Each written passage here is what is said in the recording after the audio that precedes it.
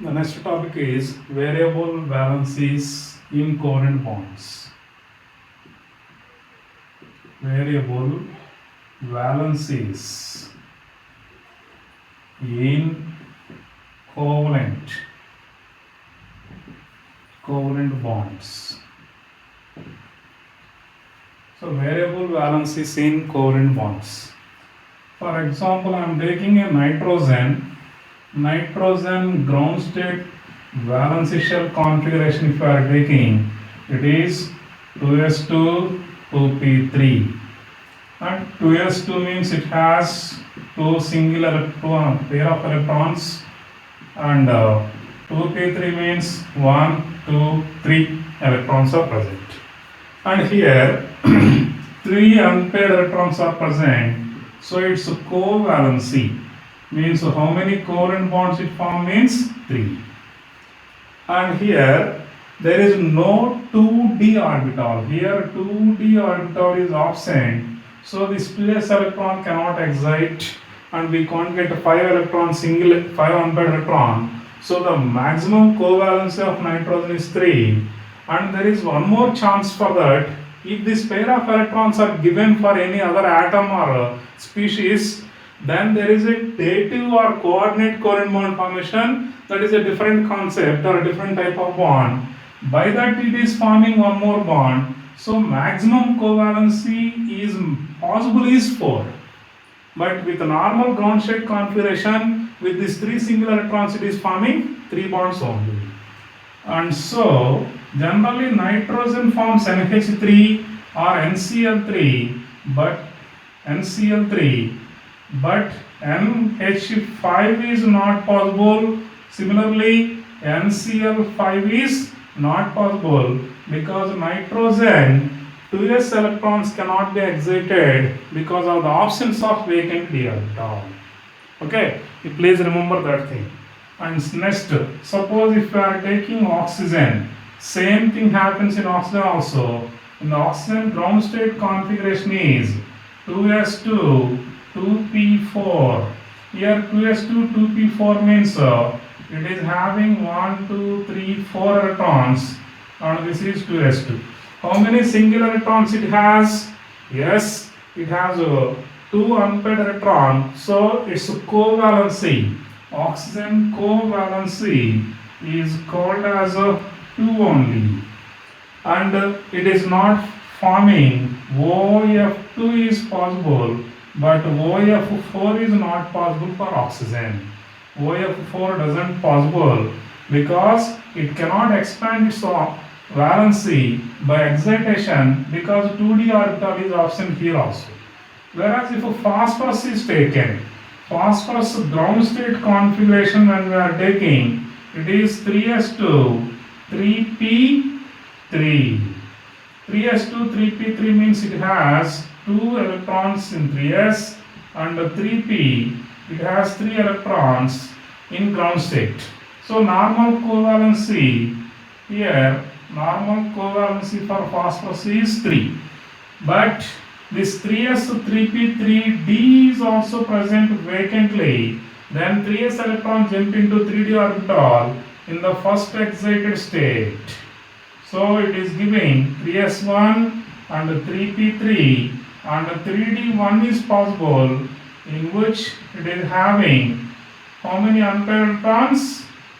Yes, it has 5 unpaired electrons now. See, 1 2 3 4 5. So the covalency of phosphorus is 5. Means phosphorus can show 2 different valencies. That is called as variable. Variable means different. So when there is a vacant orbital in the valency shells, then there is a chance for variable valencies, and different valencies or covalency increases sometimes because of the vacant d orbital and excitation of electrons in different excited states. This is called as variable valencies in covalent bonds. Suppose if sulfur is taken, similarly oxygen is there, sulfur is taken, then 3s, 3p4 and 3d0. So this electron can excite to give 4 unpaired electron. So 4 valency is possible, and this electron also excite to give another electron, that is total 6 electron. So sulfur has a covalency 4, covalency 6 also. Similarly, if iodine is taken, it shows ground state 1, and in the first excited state 3, second excited state 5, third excited state 7. Means different valencies are possible in different excited states depending upon the vacant orbital availability. If vacant orbitals are not available, then there is no excitation, no variable valencies. Okay. Next.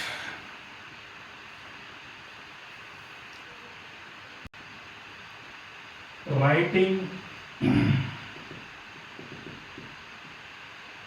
Lewis dot structures. Writing Lewis dot structures, it is also important one. Sometimes they may ask which of the following Lewis dot structure is correctly represented or more stable structure sometimes. So Lewis dot structure, how we can write? I will give a formula type. Here we need to calculate N1, N2, N3 and N4 values. Here N1 means what? It is number of electrons of all atoms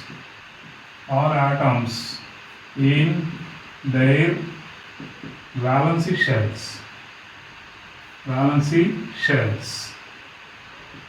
In their valency shells when they are present in free state. Number of electrons, total number of electrons of all atoms in their valence shells when they are present in their free state.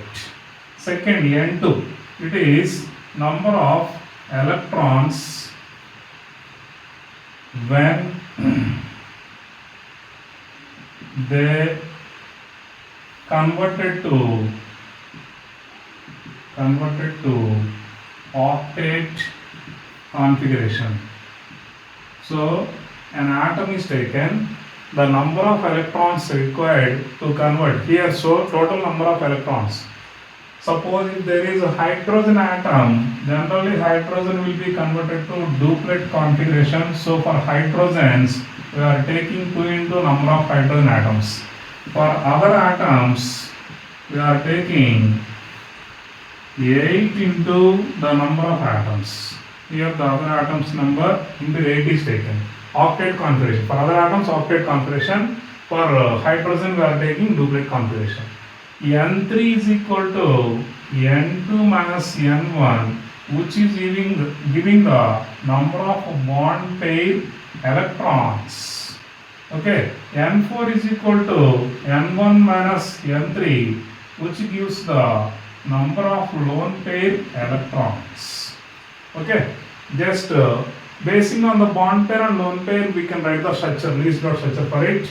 I will check for this molecule. One molecule we are taking. I am checking for ozone molecule. Here ozone molecule means first we will apply the N1. N1 means what? Number of electrons of all atoms in their valency shells when they are in free state. Oxygen, what is the valency? Yes, oxygen is 1s2, 2s2, 2p4. Its valency is 6. How many oxygen atoms are present? 3. So 6 into 3. So 6 3s are 18 electrons. And next, suppose if N2 value is taken. N2 means what? Number of electrons when they are converted into their octet configuration or duplet configuration. Means oxygen is other atom than hydrogen. So we can take 8 into how many atoms are there? 3. So 8 into 3. So it is equal to 24 electrons. Okay. So N1, N2 we got.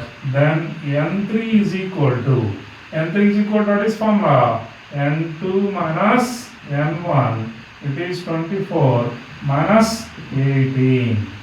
24 minus 18 means what? Here 2 and here 4 we have. So totally it will become 6 electrons.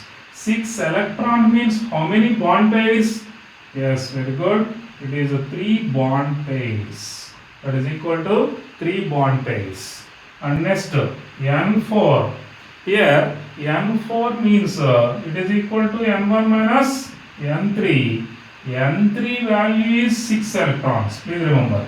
N4, N1 minus N3. N1 is how much? 18 electrons minus 6 electrons is N3. So 18 minus 6 electrons means how much? 18 minus 6 means you will get 12. 12 electrons means how many electron pairs possible? Yes, it is 6 lone pairs possible. 6 lone pairs are possible. So totally how many electron pairs are there? 3 bond pairs and 6 lone pairs. Now I am writing the structure. Oxygen 1 is taken as central atom, another oxygen and another oxygen. How many bond pairs I wrote? 2 bond pairs. No, but here we have 3 bond pairs. 3 bond pairs means one more bond is required. Okay, next 6 lone pairs we have. Just first fill the lone pairs on the bonded atoms as required to get the octet configuration. Means here already it is having 4 electrons. So if it is containing 2 more electrons, 2 more pairs, then it becomes 8 configuration or octet configuration. Okay, so 2 electrons we give. And here how many? 1, 2, 3, 4, 5, 6. So totally it is getting 3 lone pairs plus 1 bond pair. Total it is 8 octet configuration.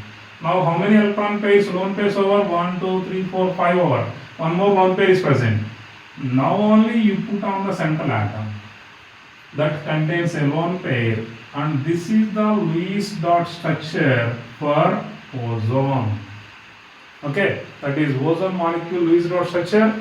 You can write here double bond or you can write here double bond because ozone has a resonance structure. Okay, this is about Lewis dot structure writing for any molecule. Okay.